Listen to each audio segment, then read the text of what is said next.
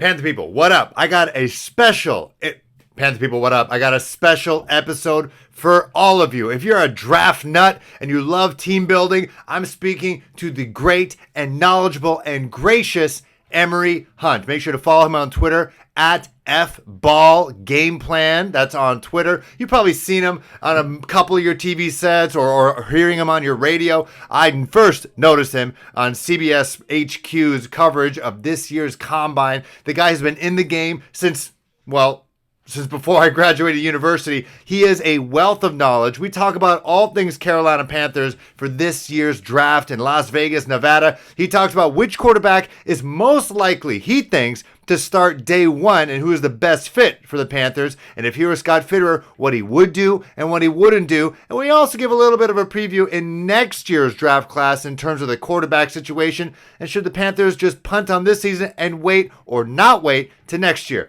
Take a look and let us know how you feel in the comments below.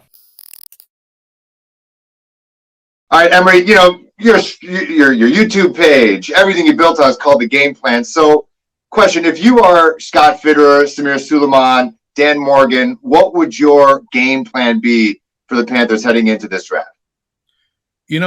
Obviously everyone focuses on the quarterback, but I feel like this team probably should, if you look at it on, offense and defense, I think they're pretty solid on both sides of the ball. They do need a quarterback to step in and play right away. To me, the only quarterback that I feel is good to step in right away and play is a Desmond Ridder. You could probably get Desmond Ridder in round 2, but you're at pick 6.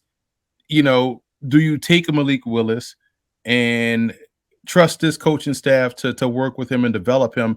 And this is the same coaching staff that said Sam Darnold was better than Teddy Bridgewater, when we know that's not the case. So I feel like they need a veteran, but I think they're kind of in a no man's land type situation at pick 6. So I would probably go best player available at pick 6, whether it's another corner. I know you took J.C. Horn in round 1, or it's a pass rusher. If for whatever reason Kayvon Thibodeau falls, take him. Pair him up. With the kid from Florida State you had a couple years ago. So it's just like, I feel like the Panthers are in a tough spot here because it's obvious they need a quarterback. Yeah. But maybe you go offensive line and help out your offensive line. You could go with a safe pick there, but I wouldn't take the quarterback at 6. I would take Malik Willis, but I wouldn't trust Malik Willis with this particular coaching staff in terms of development. So it's a tough spot. So I would probably lean best player available. So, but then that would fulfill my dream of Kyle Hamilton if he's still available, because he's quarter Korean. I'm half Korean. I think I'd be like, I have to cop that jersey. And obviously he's like a physical freak as well. And some guys, I don't know where you rank him in your draft boards, but some people see him as probably one of the most athletic, most complete players, best football player in this draft. So that'd be kind of cool. How do you feel about trading down? Do you think there's even a market for someone who would want to jump up to 6, try to get a quarterback? We're seeing the Saints who might want to. They're collecting first-round picks this year. I have a hard time moving out the top 10, because I know Philly just traded one of their first-round picks. I have a hard time moving off 3 opportunities at a top 32 pick. If you got 3 chances to take 3 of the top 32 players in the entire draft, you take that. So if you got a chance to take a player in the top 10, you have to stay there and take that. There's no way I would move out of, the top 7, in a draft where you get the 6th chance to take, one of the top players in the entire draft class. So it would be hard for me to move out that 6th spot. I see that. All right, so that is your game plan, and I agree with that. Like, I'm sure like Bucky Brooks, and he was a former scout as well, and he always said if you could just add more blue chip guys, that's what you want. And we've heard Scott Fitterer say after like 16 or so, it kind of takes a bit of a drop off. So if they were to trade out of the top 10, you're right. Like they'd be getting a talent that might be a little bit less than someone who could be an immediate contributor. So I've heard this about Desmond Ridder. Like I was in Hilton Head, South Carolina. I talked to a family from Ohio.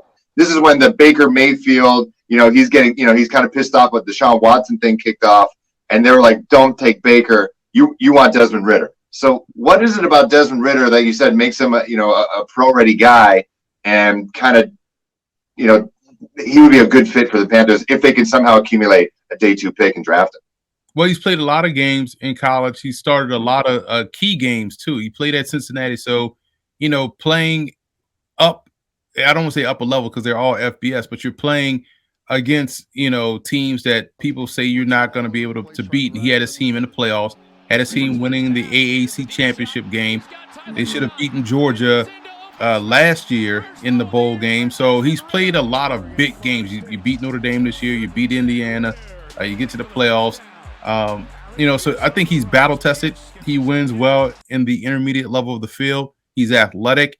And I feel like with the leadership skills that he's shown at Cincinnati and being that quote unquote underdog, kind of yields itself to someone stepping in right away. I compared this game to Marcus Mariota, and so for me, and I had a second round grade on Mariota, so I didn't see him as a top 2 type pick, in that class with Jameis Winston.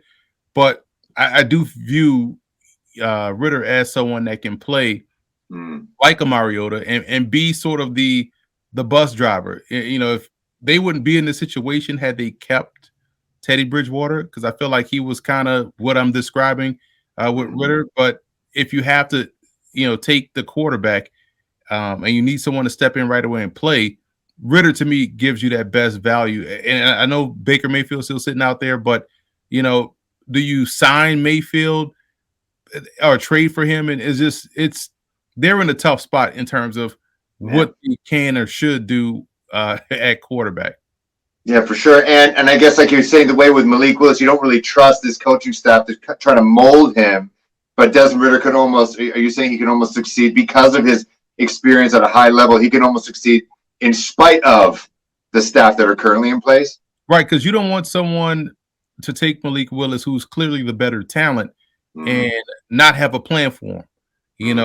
The plan was to have, Joe Brady work with Teddy Bridgewater, who he worked with briefly in New Orleans. Then you have him work with Sam Darnold, who he worked with, who's the young talent, that has some skills. And then you got Joe Brady, and then next thing you know, you get rid of him, and you don't really have a plan, or you just ride with Sam Darnold and PJ Walker, and just let them go into the next season with those two at quarterback. So it's a tough spot. I don't want someone, I don't want to say ruin, but I don't want someone to take Malik Willis and him not have the immediate success. And for all intents and purposes, he probably can have the immediate success, but you don't want someone to take him, not have a plan for him, not build around his skill set, and then use him as a scapegoat when things don't go according to plan. Because we've seen that happen with Carolina with this coaching staff in terms of when things don't go to according to plan. They blamed Teddy Bridgewater when Bridgewater didn't call that run play against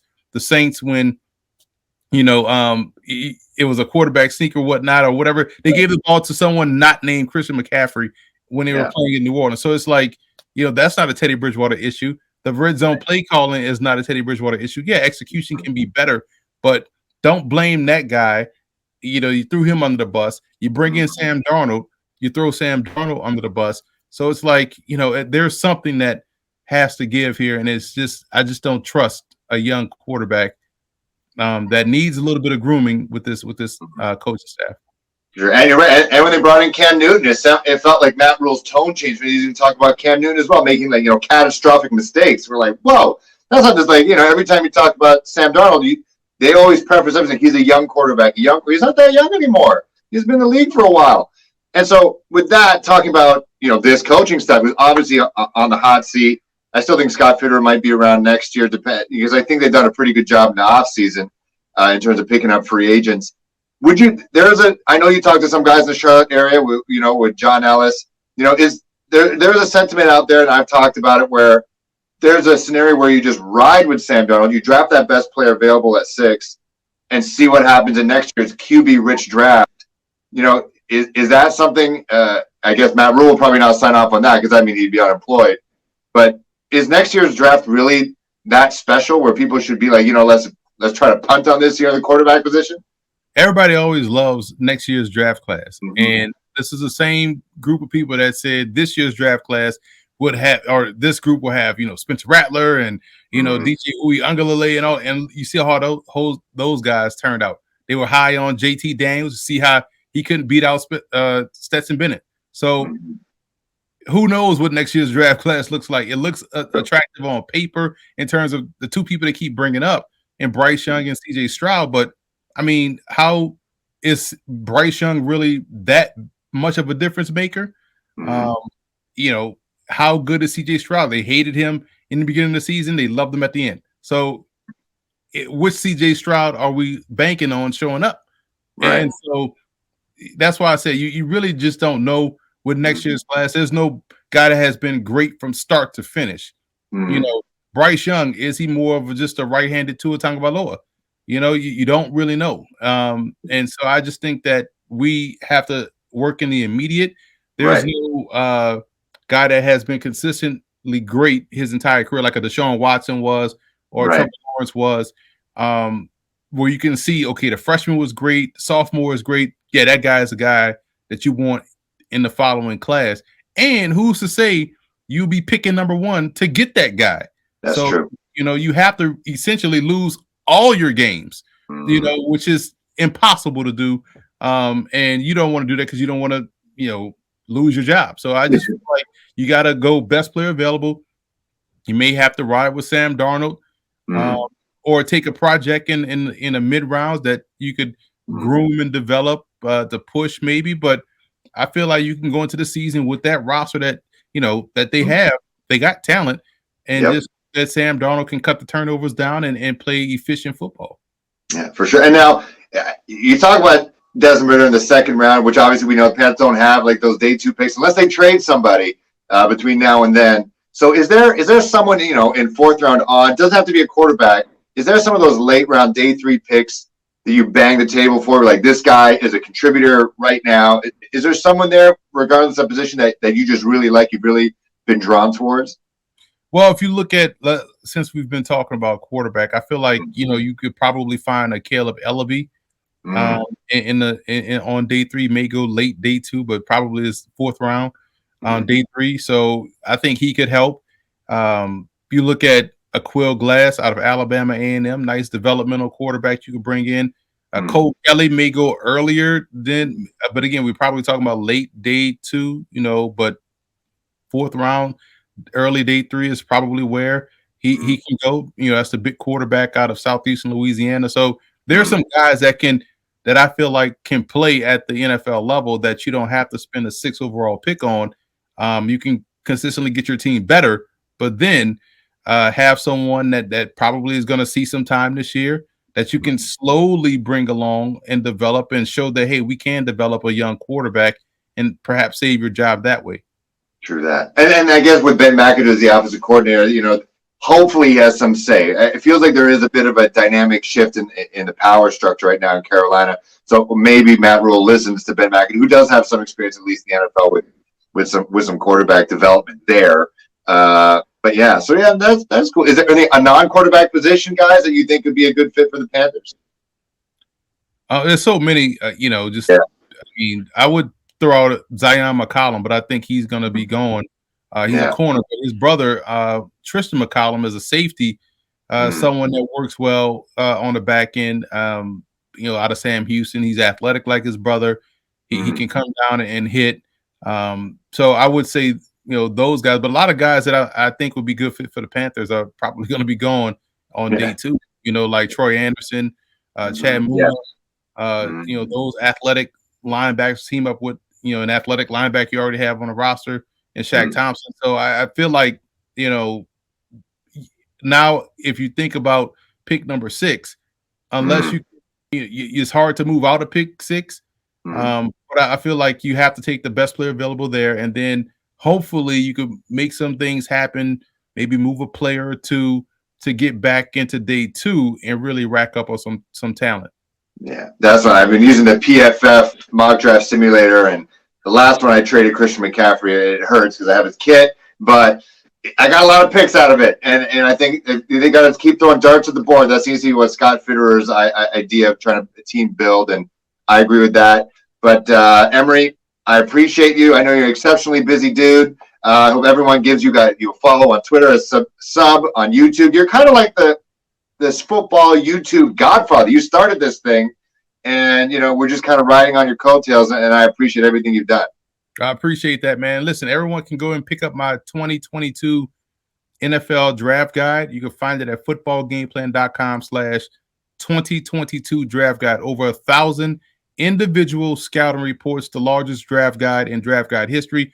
If there's a player that's going to get drafted, best believe we have a scouting report on him. A player that's going to sign as an undrafted free agent, we have a scouting report on him. So again, no one has over 1,000 individual scouting reports, not a list, actual scouting reports. And that's something that we're excited about here. So again, footballgameplan.com/2022 draft guide. I love it. Hey, you know what? I can see you being a GM too. Look, you're putting all the work in now. I can see it. I can see it happen. You're putting in the work, and again, appreciate your inspiration, and hope we talk to you maybe after the draft and figure out. Let's do some.